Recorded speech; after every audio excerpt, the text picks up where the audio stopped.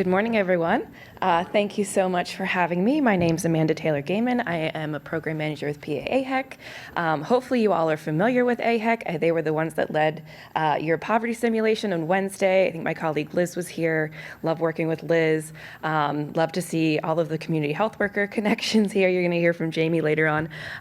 But for those unfamiliar, AHEC has the mission to recruit, train, and retain health profession students and health professionals across the state to work in rural and underserved areas. And so I am speaking to you as part of our PA Training Center for Health Equity. Our project director, Dr. Frederick, some of you may have heard him speak at other conferences, has a real passion for health equity and for serving vulnerable populations across the state. So thanks so much for letting me speak. I'm really thrilled with what we've already heard today. I think there's pieces of all of the speeches this morning that I really hope this presentation builds on. So thank you all for doing such a great lead-in to my discussion today. So just a brief disclosure, we get some funding from the Department of Health. We have a contract to do some of this educational work, but we don't have any other financial relationships to disclose. So what I want to do today is, our first objective is to recognize key principles of health equity decision making. And I hope this really relates to Dr. Kelly's call to action that we just heard, and ways that we can really incorporate health equity decision making into your work. And before we do that, we also want to examine some of the data and see how that can help make health disparities visible in Pennsylvania. So really, this is a really complex topic, as you all know, as you probably have heard yesterday. We're not going to solve anything in the next 20 minutes, but what I really want to do with this presentation is to inspire you to explore these resources and to think about the ways that you can use them to advocate for your clients. And the presentation title you may have seen is Making the Invisible Visible. And Dr. Glutch in her opening remarks said, once you see it, you can't unsee it.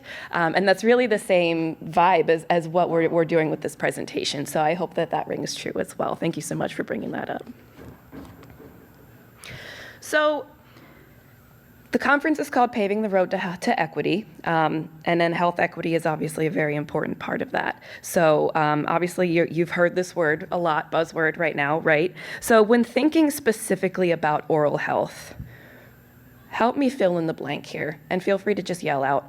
Regarding oral health, people ought to have blank. Providers.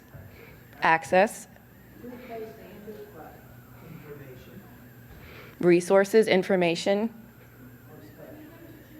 respect, freedom to choose, education, literacy, health literacy, digital literacy, teeth. Is that what you said? Yeah, absolutely. So when we're saying people ought to have something, we're making a moral argument. We're saying that we're making a moral judgment. We're saying it is right for them to have it, and we're saying that it's wrong if they don't have it. So it's wrong if they don't have access. It's wrong if they don't have education. It's wrong if they don't have nutritious food to eat, or child care, or care as a child so that they can retain their teeth, right? And it's really a movement to ensure that everyone has what they need for good oral health, regardless of income, race, ethnicity, or other factors. And as we heard from Dr. McDaniel, oral health is fundamental to overall health. And so equity in oral health is really an enormous part of how we're going to get equity, health equity overall. So a couple of data resources that I want to share here. The first couple are kind of general resources, and then we'll look a little bit more specifically at some oral health data. So this is called Short Distances to Large Gaps in Health. And so I hope that you all can see most of it. If not, I'll kind of highlight some points. This is the city of Philadelphia. There's the Liberty Bell there and sort of different landmarks in Philadelphia. And this is giving the life expectancy at birth for people born in Philadelphia. And so we can see sort of the darker reds are the lower life expectancy, the lighter yellows are a little bit higher. And so what I want to bring your attention to at the bottom of the image is the scale. That's 1 mile. 1 mile is, I mean, that's a pretty, you can see the distance between the yellow there, so 88 years, and 73 at the bottom is maybe 2 miles. So you've got 2 children born in 2 miles apart, and their life expectancy is different by 15 years. That is remarkable and certainly not equitable. This is another data resource. This is called the CDC visualization tool, and this is also looking at life expectancy from birth. And then the different colors here, you can see it looks a bit of a mosaic, which in this case might be pretty, but it's not a good thing. So the darker blues are going to be the higher life expectancy. The darker reds are going to be lower, and then it kind of shades from there. We're going to zoom in. This is Dauphin County, for those of you not familiar, that's where we are today. Down where you can see the sort of concentrated red area is the Harrisburg area, and we're kind of right outside of that. And so we're seeing the same thing. There we go. We're seeing the same thing here that we can see with the data in Philadelphia. So in that condensed red area, we've got a life expectancy of 67.2 years in the worst area, which is similar to places like Pakistan and Ethiopia, places that we would not consider to have good overall health quality. And then we see in the highest life expectancy, 84.7 years, which is similar to Japan, which has one of the best health systems, health outcomes in the world. And again, we're looking in this case, maybe 15 miles difference. So we're looking at kids growing up together, kids in the same school district, that because of the resources and the things that surround them are having very different lives and health. So carrying that a little bit further, just wanted to look kind of from a high level, factors that impact overall health outcomes and quality of life. Some of you may have seen a graphic similar to this, but it really just highlights the importance of the social and economic factors in overall health. So many people are surprised to see clinical care at 20%. That's lower than what you would think. A lot of people think if you go to the doctor, if you get X, Y, and Z, if I get my checkup, if I get my shots, good to go. Not always the case, right? So those social and economic factors are really having a bigger impact. And we're going to explore that a little bit through data in the next couple slides.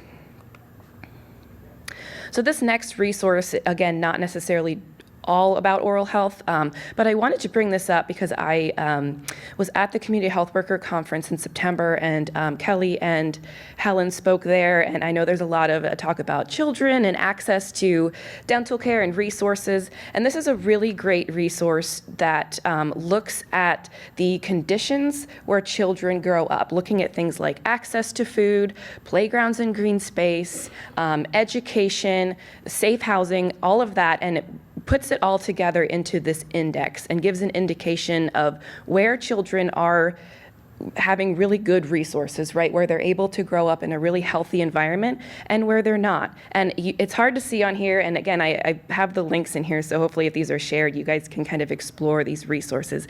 But there's little dots all over this, and each one of those dots represents a child. So this literally is plotting out the children in these communities and showing you some of the barriers that they may be facing.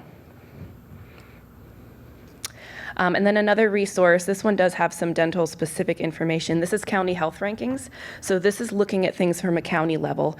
So you can see we have a variety of resources here. We're looking at some things from, you can look at the zip code census tract, you can look at things from a county or a smaller level, and then we have this one's the county level, so a little bit broader. And so I actually can't quite see that. It's a little far for me, so let me check my notes here. But I can see at the top, I have sorry, I just clicked a weird button. I have the ratios. So this is comparing counties across Pennsylvania. And the QR code there actually should take you to this comparison specifically. That's why I put it on there. So Dauphin County, one dentist for every approximately 1,300 people.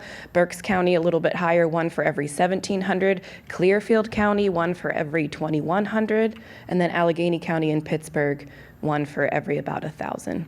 So it really shows you across the state what kind of access issues people may have. So now let's look a little bit more specifically at oral health data. I don't think this graph is going to shock anyone here.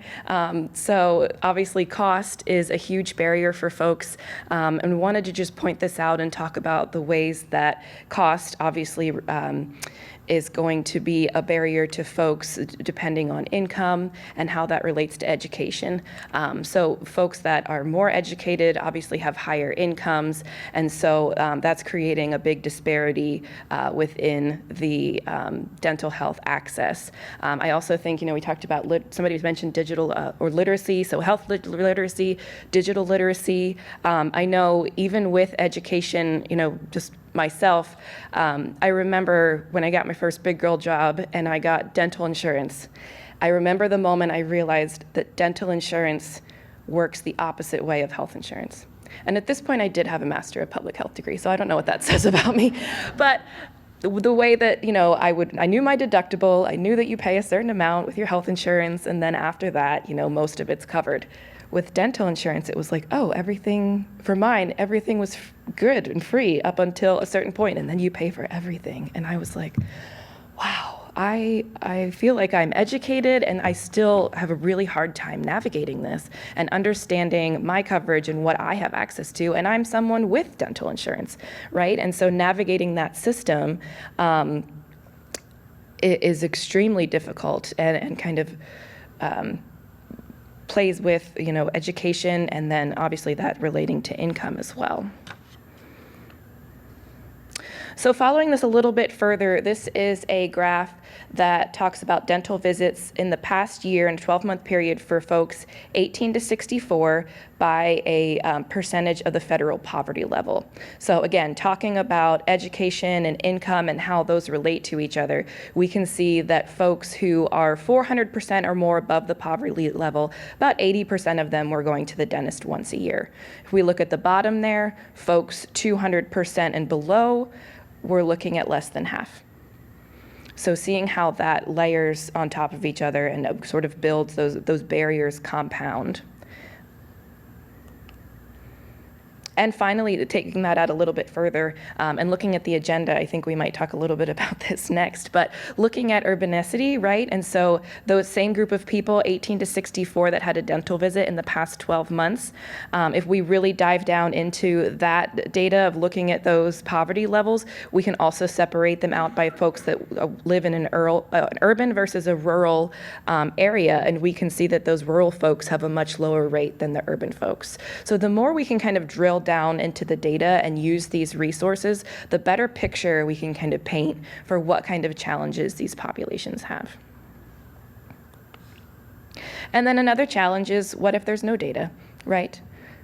So sometimes there's not going to be anything that we can go off of, and sometimes we're going to have to really dig down and find some data maybe at the national level. This one I think it has some data on third graders in the 22 states. It might have some data on third graders in Pennsylvania, but it's not broken out by race and ethnicity. So we might have that overall number, but we can't break it down and really look at where those health disparities are, which makes things really challenging to address those upstream barriers. So hopefully that data, those resources, give you a little bit to think about and kind of inspire you to explore those a little bit further. I want to talk a little bit about how we might use some of this data in the call to action that we heard before, and how we might sort of take that and use that information to advocate for patients. So this is the 4S model of health equity decision making, and it just shows the different ways that you can make health decisions within your work. So starting with the self, these kind of build on each other. But the self is, you as an individual, your relationships, your personal agency, your personal beliefs, your values, working on implicit bias. That would be ways of addressing health equity at the self level. What are you doing as an individual? Systems would be your organization, projects you're working on, programs. So what is your organization? Do they have a mission statement for health equity? Are they doing any programs that address health equity? Those types of things. And then within those systems, they're working within structures, right? So I know grant funding, we've got X, Y, and Z that we have to follow. We have certain ways that we can spend our money. So those would be the structures that we're working within our systems to try to get our jobs done and obey the rules, basically. And then coming back to society, this is what we talked about before with health equity being an ethical argument, right? And so society is going to be values, priorities, preferences, and what we as a community find worthy or unworthy. And so here are the principles of health equity decision making. And I'm just going to kind of introduce these. Our program director, Dr. Frederick, could do probably a 4-hour workshop on this. He's really excellent. But hopefully this just kind of gives you a taste, and I'd be happy to talk about it further. But the 4 principles of health equity decision making that can be incorporated at each of those different levels to really maximize impact are, first of all, making a commitment to health equity, right? So ethical argument, making a commitment to, yes, this is the right thing to do, and I will commit myself to advancing this forward. Second one is identifying vulnerable groups up front, and that relates to the data piece that we looked at. So identifying who in your community is most at risk, taking some time to really explore those barriers and try to understand exactly what they're dealing with. And then designing and building with the vulnerable groups in mind. So if you're making changes, if you're implementing programs, if you are coming up with policies, incorporate those groups. Talk to them about how it might affect them.